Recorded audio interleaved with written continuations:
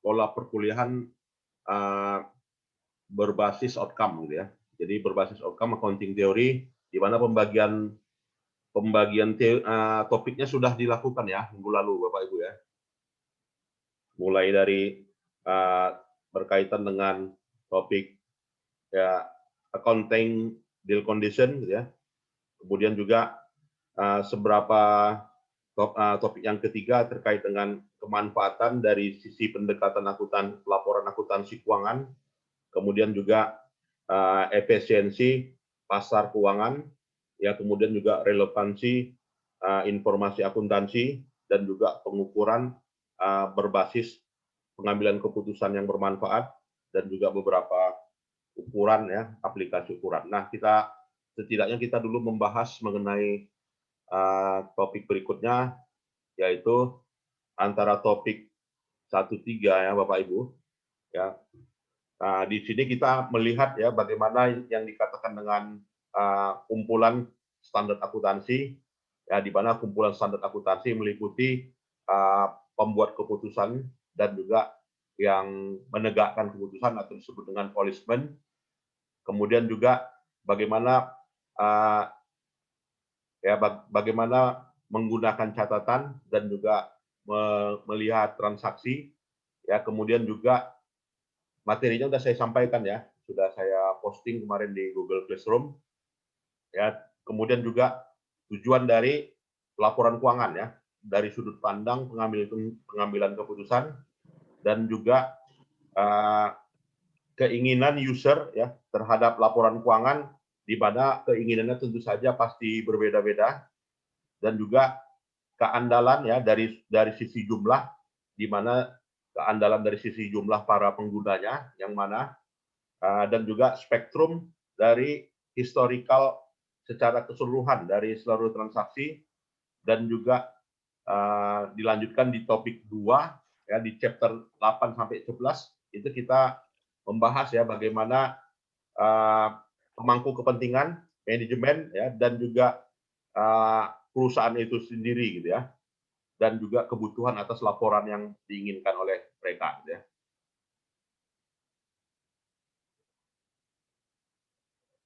Nah, pada chapter 1 ini ada 2 poin gitu ya yang disampaikan ya, ada 2 poin yang disampaikan di mana banyak di mana disebutkan bahwasanya ada kegiatan secara intensional atau juga non intensional terkait dengan kegiatan pencatatan ya, atas penyajian dari suatu informasi, di mana informasi tersebut merupakan informasi yang benar atau juga yang tidak benar ya, terutama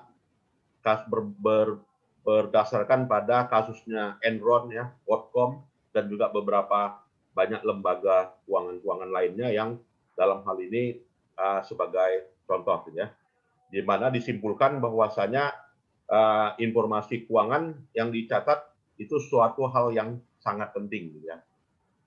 Nah, pada chapter 1 tersebut gitu ya, itu akan dibahas ya atau juga dilihat ya di mana suatu kondisi yang ideal ya, kondisi yang ideal di mana kondisi yang ideal itu dimediasi oleh standar ya Bapak Ibu di chapter 1, di mana kondisi yang ideal dari suatu laporan keuangan yang dikatakan dengan laporan keuangan current value based accounting ya, artinya kondisi dengan harga terkini gitu ya, itu dimediasi oleh suatu kumpulan standar di mana bisa menimbulkan apa yang dikatakan dengan information asymmetry gitu ya, artinya ketidakseimbangan informasi, dan juga beberapa masalah ya, problem, yaitu problem terkait dengan keputusan yang diambil, di mana keputusan yang diambil itu berupa keputusan yang berulang secara terus-menerus, dan juga reaksi yang ditimbulkan gitu ya, reaksi yang ditimbulkan dari penyusunan pelaporan tersebut gitu ya. Nah, jadi di chapter 1 kita setidaknya nantinya membahas ya seberapa jauh keefektifan ya dari laporan keuangan yang dikatakan dengan current value based accounting tersebut yang dimediasi oleh standar gitu ya. Nah, di sini kita lihat pada chapter 1 itu dimulai dari awal tahun 30-an ya, Bapak Ibu, di mana tahun 30-an itu merupakan titik awal gitu ya. Titik awal dari berkembangnya akuntansi berbasis historis gitu. Artinya akuntansi yang berdasarkan pada transaksi historis gitu ya. Nah, di situ yang populernya akuntansi berbasis historis tersebut. Di mana akuntansi berbasis historis tersebut menimbulkan persepsi yang namanya current value accounting gitu ya. Ya, artinya akuntansi nilai saat ini ya, di mana dilakukan penilaian yang ditimbulkan terkait dengan masalah penggunaan dan juga fair value gitu ya. Fair value atau juga nilai akhir atau juga opportunity cost gitu ya. Nah, jadi historical cost accounting tersebut ya, itu akan menghasilkan informasi gitu ya, dan juga menghasilkan model informasi akuntansi yang namanya yaitu akuntansi nilai sekarang ya, dan akuntansi nilai sekarang tersebut yang sejauh mana ya kemanfaatannya ya dari sisi para pengguna dari informasi akuntansi tersebut, dan juga beberapa pendekatan-pendekatan campuran ya, atau juga mixed measurement model, Bapak Ibu. Dan terlihat ya bagaimana perkembangan ilmu akuntansi itu ya dimulai dari abad 14 ya, 1494 ya, kemudian juga di Inggris abad 18 ya, kemudian juga di abad 20 di United States Amerika gitu ya. Berkembangnya pasar modal ya tahun 29, dan juga kondisi depresi ekonomi yang terjadi pada tahun 30 kalau nggak salah, dan juga berkembangnya pasar modal dan juga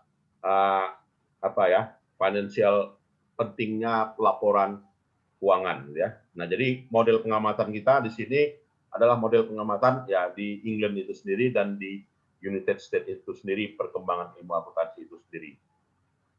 Dan juga berdasarkan pada dua observasi ya, dari dua observasi secara sejarah berkembangnya tadi di England dan di United States, di mana sebelumnya berdasarkan dua pengamatan itu di abad 14 tadi gitu ya, yang berkembang pada masa Luca Pacioli gitu ya. Nah, informasi akuntansi tersebut ya disupport untuk apa ya? Untuk pasar modal ya. Jadi bagaimana pasar modal itu berkembang dan juga tumbuh ya tidak lepas dari aspek regulasi gitu ya. Jadi aspek regulasi menimbulkan beberapa perubahan-perubahan ya, menimbulkan beberapa perubahan, terutama perubahannya yaitu adanya aturan ya yang dikatakan dengan Glass-Steagall Act ya tahun 1933, di mana dipisahkan ya antara bank dan juga yang invest di bank ya tahun 29 tersebut gitu. Di mana berkembangnya informasi akuntansi keuangan tersebut yaitu ditenggarai ya di United States itu sendiri ya, di United Kingdom dan juga di United States ya. Jadi abad 18 dan abad 20 ini sebagai titik awal perkembangan. Di mana titik awal perkembangan di situ intinya memang yang terkait dengan perkembangan pasar modal ya. Jadi pasar modal lah yang menyebabkan berkembangnya informasi akuntansi ya, pelaporan akuntansi tersebut. Lalu diikuti di Asia ya di abad 21. Nah, jadi apa kesimpulannya yang bisa kita ambil gitu ya? Bahwasanya memang akuntansi, pelaporan akuntansi itu ya berkembang seiring dengan pasar modal itu sendiri ya, baik itu di United Kingdom atau juga di United States di abad 20. Nah, ini perspektif sejarahnya di mana tahun 30 tersebutlah gitu ya. Historical cost accounting itu diperlukan ya, dan juga secara nyata gitu ya, digunakan untuk terkait dengan penilaian aset dan juga beberapa penilaian yang berbasis pasar lainnya ya. Dan juga fokus pada pelaporan keuangan ya, fokus pada pelaporan keuangan. Nah, ini yang bisa kita simpulkan yang dikatakan dengan perspektif historis ya, Bapak Ibu. Di mana di sini juga bisa kita simpulkan ya, adanya observasi pengamatan, kemudian juga adanya pengembangan akuntansi keuangan yang terjadi, di mana dibedakan ya dari sudut pandang aspek geografis dan juga dari sudut pandang perkembangannya sendiri gitu ya. Ada naik turunnya tadi sendiri di United Kingdom dan juga di United States, ya. Dan juga perubahan dari informasi akuntansi keuangan yang begitu cepat, gitu ya, sehingga saat ini yang perkembangan begitu cepatnya itu nantinya berakhir pada IFRS dan juga International Accounting Standard, gitu ya, di mana pengembangan standar akuntansi itu sangat tergantung ya pada beberapa lembaga yang mengaturnya. Jadi lembaga yang mengaturnya yaitu lembaga otoritas pasar modal di Amerika, SEC, dan juga beberapa profesi-profesi akuntansi itu sendiri yang ikut mengembangkannya. Sehingga dalam hal ini juga interaksinya dikeluarkan ya dari negara China, ya. Dan seiring berjalannya perkembangan pelaporan akuntansi tersebut ya, itu terkait dengan masalah ya, adanya masalah ya, di mana masalah yang dihadapi yang meliputi adalah terkait dengan pencatatan ya, pencatatan terkait dengan transaksi hedging ya di pelaporan keuangan, kemudian juga masalah penilaian aset yang tidak berwujud, intangible asset, dan juga masalah penilaian hak cipta, gitu ya. Nah, jadi akuntansi profesi, nah ini yang mengaturnya ya, lembaga yang mengatur terkait dengan masalah tersebut. Nah, jadi yang bisa kita simpulkan ada 3 masalah yang timbul, gitu ya, pada saat itu, yaitu masalah ya hedging, ya intangible dan juga intellectual right, gitu ya. Nah, kemudian juga masa kolapsnya pasar modal ya. Masa kolapsnya pasar modal di tahun 90-an ya, Bapak Ibu, di mana timbulnya skandal ya, itu skandal Enron, ya WorldCom, dan juga kolapsnya capital market pada saat itu. Dan dampaknya kemana? Dampaknya ke pelaporan keuangan. Ya, jadi pelaporan keuangan ditenggarai ya sebagai pelaporan yang tidak bisa dipercaya ya terkait dengan adanya case Enron dan juga WorldCom pada tahun 90-an ya sampai awal tahun 2000. Dampak dari ya tersebut ya itu tadi ya menimbulkan ya yang namanya aturan lagi gitu ya. Timbulnya Sarbanes-Oxley ya yang merupakan dari apa ya para representatif di Amerika di mana melahirkan yang dikatakan dengan Sarbanes-Oxley Act gitu ya. Jadi Sarbanes-Oxley Act merupakan aturan yang mengatur terkait dengan ini ya masalah pelaporan keuangan.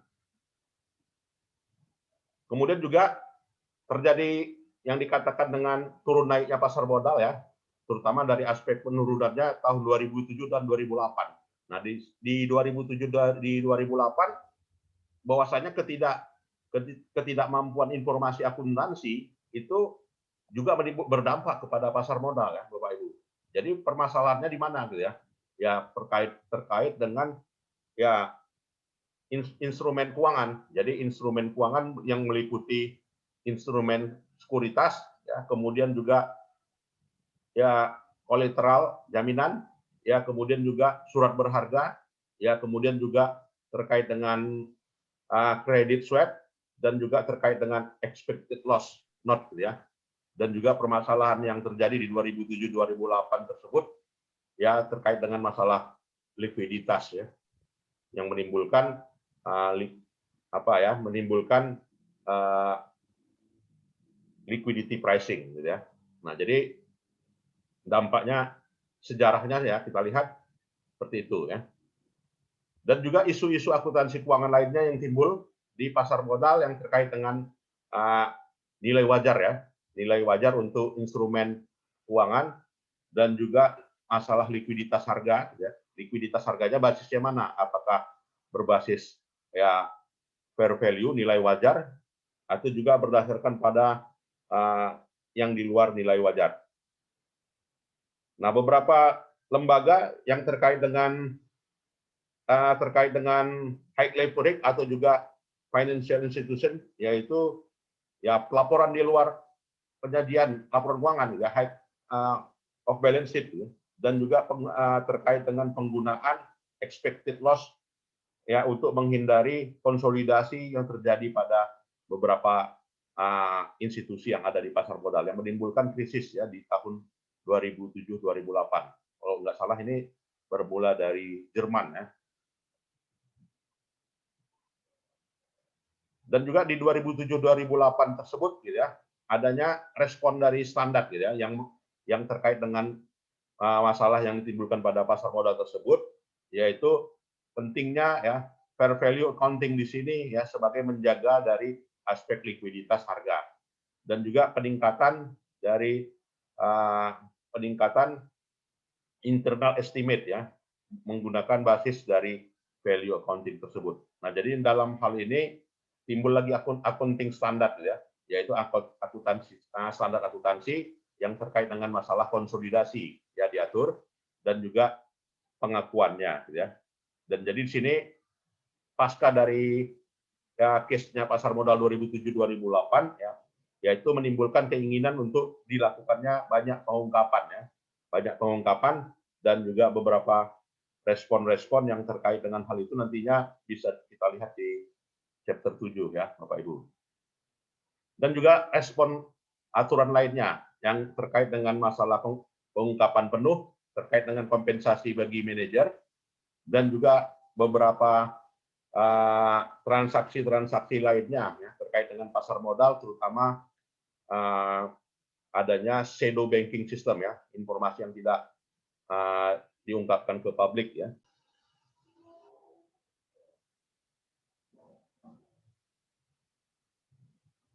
Ya, kemudian juga pada chapter 1 ya, pada chapter 1 ini Bapak Ibu yang terkait dengan efficient contracting. Ya, jadi efficient contracting itu timbul di sudut terkait dengan adanya perbedaan sudut pandang ya. Tujuan dari laporan keuangan itu. Di mana tujuan laporan keuangan itu apakah hanya kita menyajikan hanya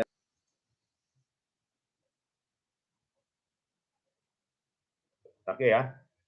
Nah, jadi di situ ya menimbulkan yang namanya efisiensi contracting ya, Bapak Ibu, efisiensi contracting di mana laporan keuangan di situ gitu, apakah mau menginginkan berdasarkan pada standar atau juga berorientasi pada nilai apa ya, nilai wajar gitu ya.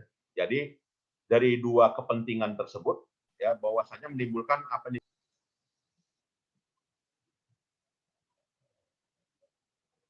Nah, jadi sebuah fakta ya, sebuah fakta di mana uh, diambil ya bahwasanya suatu perusahaan itu akan menyajikan ya pelaporan keuangannya berdasarkan pada suatu kontrak yang dalam hal ini ya yang disebut dengan kontrak hutang atau juga kontrak kompensasi. Maka dari sudut pandang tata kelolanya bahwasanya kebijakan perusahaan itu akan mengatur ya akan mengatur terkait dengan aktivitas yang diinginkan oleh investor dan juga masyarakat itu sendiri gitu ya. Jadi timbullah yang namanya pelaporan yang dalam hal ini yang disebut dengan efficient contracting gitu ya, Bapak Ibu. Di mana efficient contracting tersebut yang bertujuan untuk ya agar terjadinya tata kelola gitu ya, artinya pengaturan terkait dengan good corporate governance.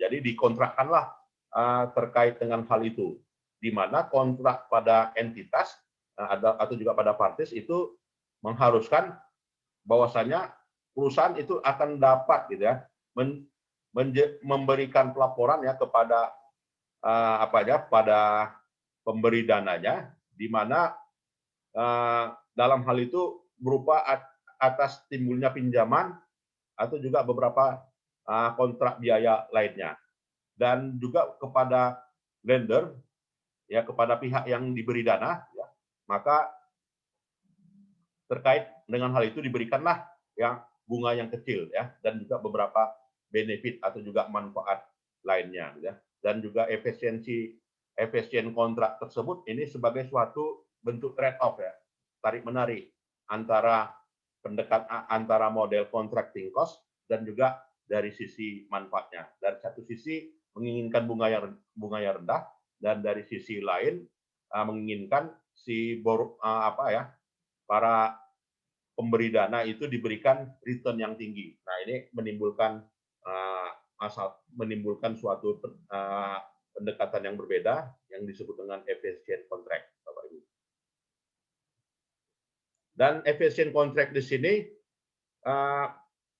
menimbulkan apa yang dikatakan dengan manager stewardship, di mana kontrak kompensasi itu didasarkan pada motivasi seorang manajer. Ya, motivasi seorang manajer, dia akan bekerja terbaik dan dalam hal ini memberikan suatu hal yang menarik itu sendiri kepada si pemangku atau si pemilik perusahaan. Jadi efisien kompensasi di sini akan memberikan suatu apa yang disebut dengan lowest compensation cost. Ya, jadi kompensasi yang rendah. Ya. Maka apa implikasinya ya kepada kebijakan akuntansi atas fenomena efisien contracting ini? Maka dari sudut pelaporan keuangan haruslah pelaporan keuangan itu dikatakan pelaporan keuangan yang andal ya. Jadi keandalan dari pelaporan keuangan di sini suatu kewajiban ya kepada investor ya. Ini yang ditimbulkan ya dampak dari hal tersebut ya, efisien contracting Bapak Ibu. Dan juga beberapa unsur konservatif lainnya berupa yang dikatakan dengan pencatatan aset yang rendah ya apabila current value accounting itu diterapkan ya dibanding dengan pencatatan berdasarkan nilai historis atau nilai buku ya. Dan juga menimbulkan aspek etika ya, perilaku etika kepada akuntan dan juga kepada auditor. Nah, di mana akuntan atau juga auditor berdasarkan pada kasusnya Enron, WorldCom atau juga fenomena pasar modal di 2007-2008 tersebut gitu ya. Nah, pentingnya etika ya kepada auditor Bapak Ibu. Dan juga kenapa etika tersebut itu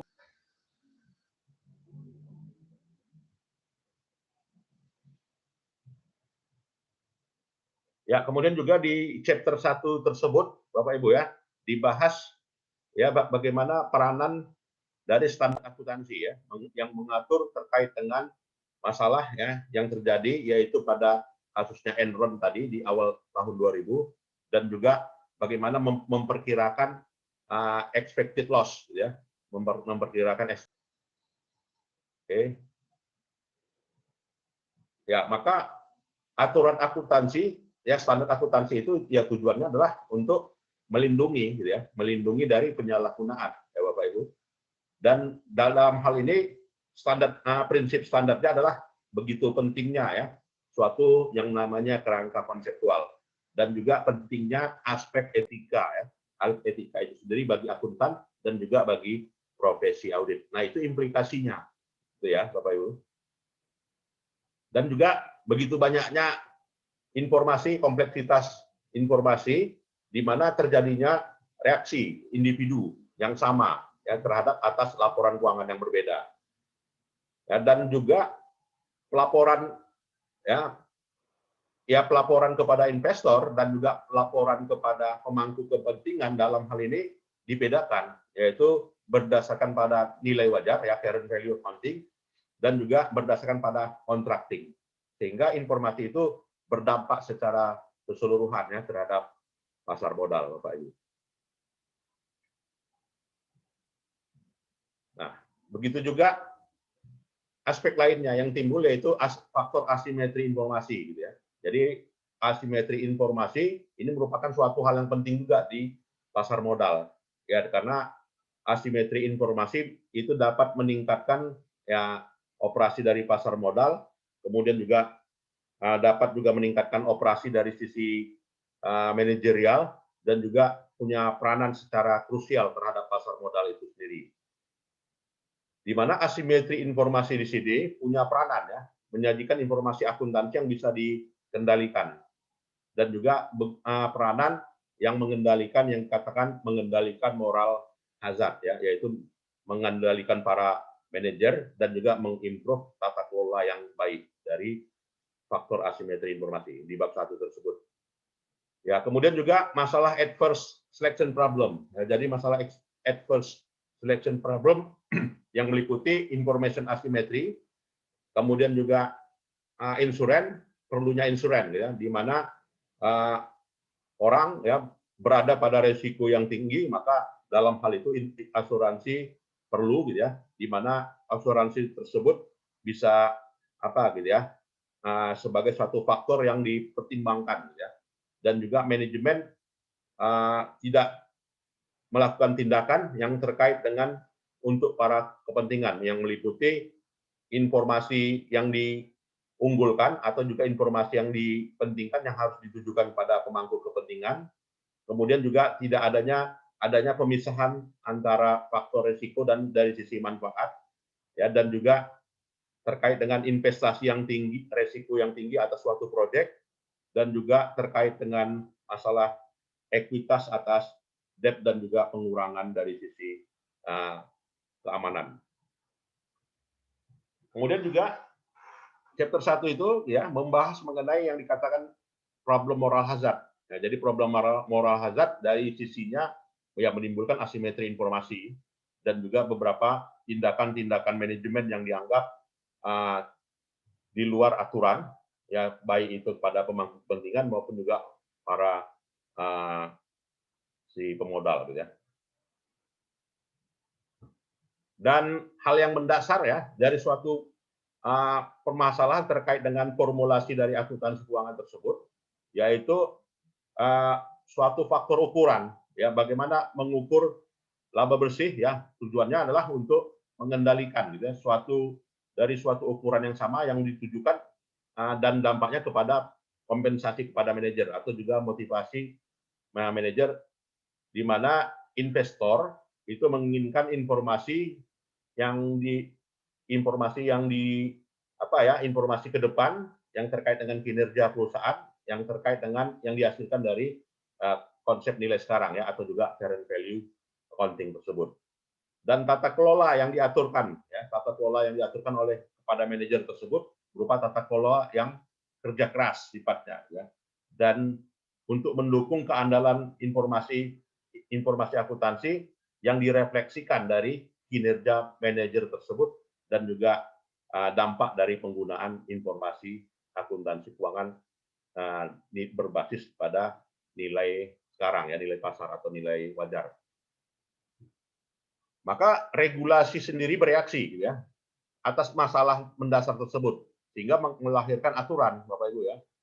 Nah, jadi timbullah aturan atau disebut dengan standard setting ya, standard setting sebagai bentuk melegalkan hal tersebut gitu ya. Jadi standar aturannya meliputi terkait dengan kegiatan di pasar modal, terutama motivasi perusahaan menghasilkan informasi, tetapi pasar modal dalam hal ini tidak bisa gitu ya, tidak bisa mengeliminir atau juga faktor dari adverse selection dan juga moral hazard. Maka pendekatan regulasi di sini adalah terkait dengan ya, kondisi pasar tersebut gitu ya. Jadi masalah regulasi ini suatu hal yang penting gitu ya atas adanya reaksi permasalahan-permasalahan tersebut, Bapak Ibu. Nah, proses regulasi tersebut meliputi apa saja? Ya, proses regulasi tersebut meliputi ya secara internasional IASB ya, FASB ya, ini struktur lembaganya ya, dan juga dari sisi sekuritas commission meliputi peranan tata kelola perusahaan diatur dan juga standarnya dan juga standar moral hazard tadi gitu ya.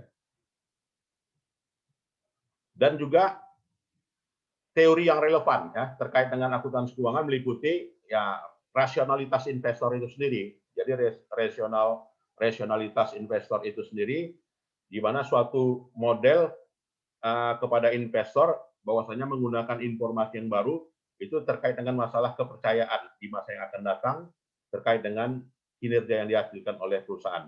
Jadi bentuk rasionalisasinya secara rata-rata saja gitu ya. Jadi tidak secara individu. Dan juga efisiensi pasar modal yang dalam hal ini lingkupnya meliputi efisiensi secara menyeluruh, kemudian terkait dengan rasionalitas harga saham yang direfleksikan dari informasi akuntansi, dari informasi, dan juga keefisienan terkait dengan harga saham dan juga peranan dari laporan keuangan sendiri, ya, yang dalam hal ini direfleksikan kepada harga sahamnya. Kenapa harga sahamnya berubah? Ya terkait dengan informasi yang direfleksikan ke harga. Ya. dan juga aspek teori perilaku, di mana investor ya dalam hal ini tidak menggunakan laporan keuangan ya secara penuh, gitu ya. Dan juga agency problem terkait dengan efisien kontrak tadi ya sebagai motivasi manajer terhadap kinerjanya dan beberapa tujuan tata kelola.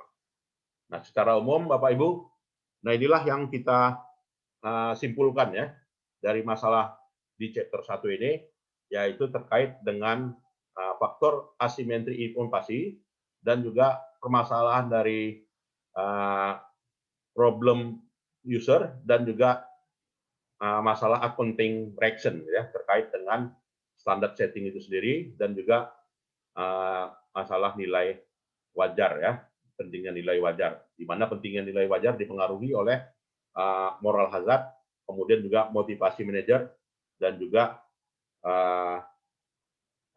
informasi yang sensitif yang terkandung di dalam lainnya. Inilah yang bisa kita simpulkan dari chapter 1, Bapak Ibu. Silakan kalau ada yang kita diskusikan. Habis ya slide-nya. Dan Bapak Ibu bisa menggunakan materinya ini ya di e-book-nya. Itu rangkumannya dari chapter 1 ini sendiri ya. Nah, ini.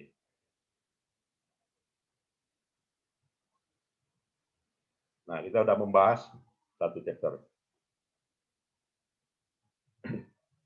Ya, silakan Bapak Ibu. Nah, jadi ini sebagai bagian dari tugasnya, Bapak Ibu. Nanti kalau sudah jadi papernya, boleh kita bahas lagi ya di forum ini. Ada? Baiklah, kalau tidak ada, saya kira itu saja pertemuan kita Bapak Ibu hari ini. Jadi kita lanjutkan ya di pertemuan berikutnya nantinya. Terima kasih.